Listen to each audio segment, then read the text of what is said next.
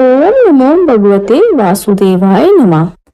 आइए श्रद्धा और विश्वास के साथ श्रावण मास के कृष्ण पक्ष की कामदा एकादशी व्रत की कथा का श्रवण करते हैं।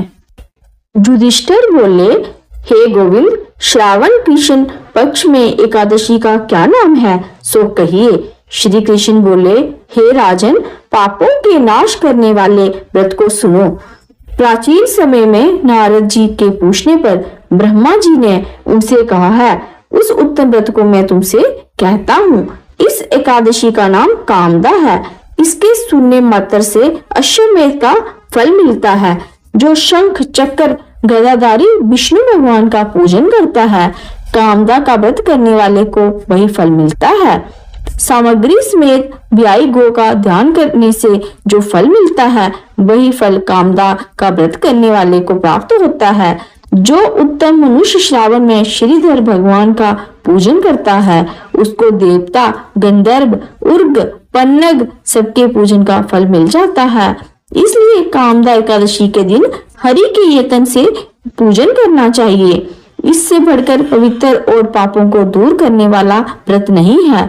कामदा का व्रत करने वाला जो मनुष्य रात में जागरण करता है, उसको भयंकर जमराज दिखाई नहीं देता, ना उसकी दुर्गति होती है।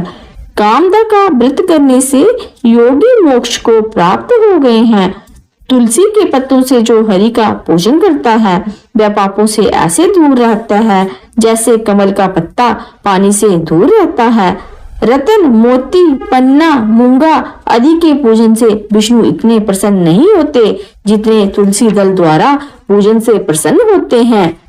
जिसने तुलसी की मंजरी से केशव भगवान का पूजन किया है, उसने जन्म भर के पापों का लेखा मिटा दिया। जो तुलसी दर्शन से सब पापों का दूर करने वाली, स्पर्श करने से देह को शुद्ध करने वाली, प्रणाम करने से रोगों को दूर करने वाली, सींचने से जमराज को डराने वाली, पौधा लगाने से भगवान के समीप पहुंचाने वाली तथा भगवान के चरणों पर चढ़ाने से मोक्ष देने वाली है, उस तुलसी को नमस्कार है। जो एकादशी में रात को दीपदान करता है, उसके पुण्य की संख्या को चित्रगुप्त भी नहीं बता सकता। एकादशी के दिन जिसका दीपक भगवान के सामने जलता है, उसके पितर स्वर्ग में जाकर अमृत पीकर तृप्त हो जाते हैं।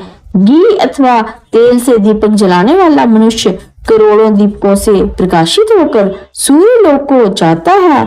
ये कामदा एकादशी की महिमा मैंने तुमसे कही है। इसलिए पापों को हरने वाली एकादशी का व्रत करना चाहिए। ये ब्रह्म हत्या तथा गर्भ हत्या को दूर करने वाली है, स्वर्ग तथा विशेष पुण्य को देने वाली है।